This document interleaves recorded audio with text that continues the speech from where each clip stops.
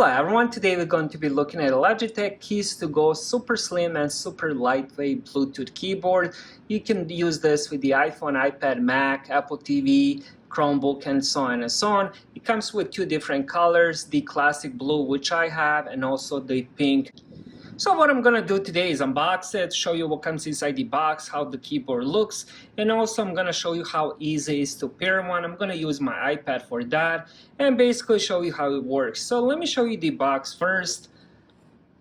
So here we go with the top, and it also says here fun stickers inside. We'll check those out. And here is the back of it. It says iPhone stand included. Hopefully that works with the iPad as well, would be nice, or a tablet. Soft silent keys for comfortable typing, elegant design. Ultra slim iPhone stand, quiet typing, spill proof, and 3-month battery life. Alright, next let's open, and so all you have to do is just cut a little bit here, and then this opens up like kind of like a book. And here we go with the keyboard. Looks gorgeous. And let's take that out, put it a little bit on the side for now. Let's check what else comes inside. So we have a little paper. Then here we go with these fun stickers. So I guess you can peel them off separately. And let's check one. Oh yeah, you can peel them off separately. I'm not gonna do any of them now. Probably gonna give them to my little nephew to play around. But it's kind of nice they included that. And here we go with this phone stand. I believe you can also use the tablet with this.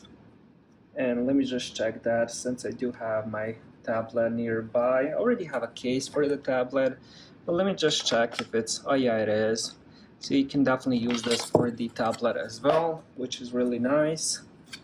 Or you can use one of the bigger phones. You're probably gonna have to do it without the case. This would be the iPhone 11. So this one doesn't fit straight inside. Probably without the case it would. And let's check what else we have inside. A little bit of paperwork. And so this would be a setup guide.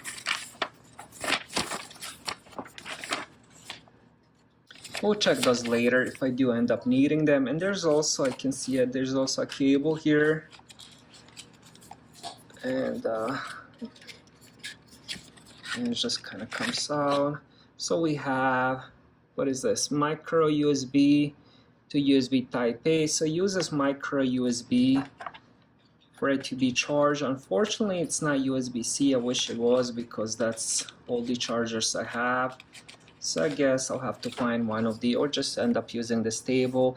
But since the battery lasts for so long, I think they said 3 months, it's really not a big deal charging it once in a while with that little cable. Let's put the rest of this inside. I'm not sure if that's rubber, but it feels really nice and soft. Definitely doesn't feel plasticky. It definitely has a rubber feel to it. Very, very light. I mean, this doesn't weigh much at all. And let's check here. So we have the power button here, and then we have that micro USB for charging. Hopefully it does have some battery inside, so I can test that right away. And let's see how this one will be attached. So all you have to do, this one just kind of grabs on.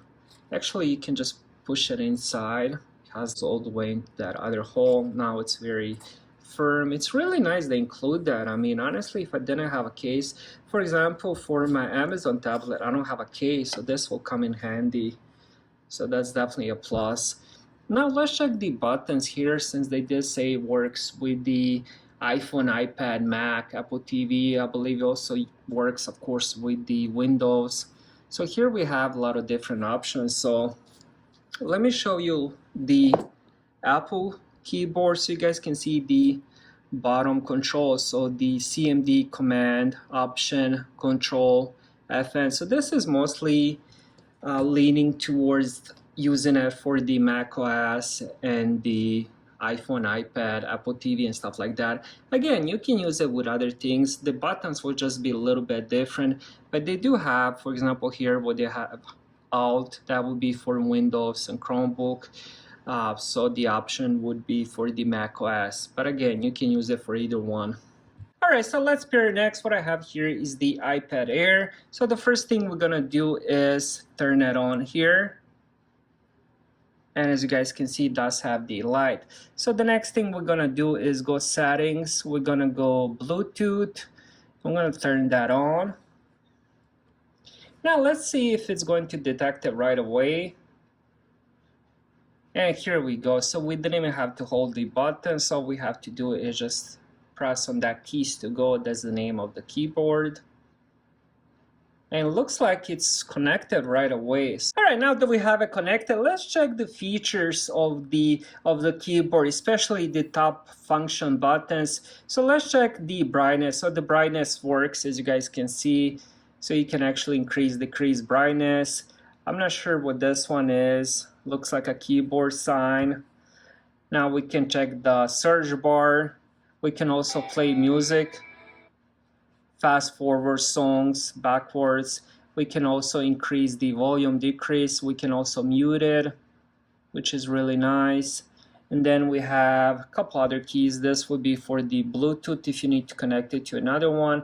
And this will be the lock. I believe that locks the keyboard. I don't want to experiment with it now since I want to use it, and the rest of it is pretty much same as any other keyboard, any other macOS keyboard, I guess. Now let's check the typing next. So what I'm gonna do is just go Google. Let's type something. Oh, actually I had my caps lock on.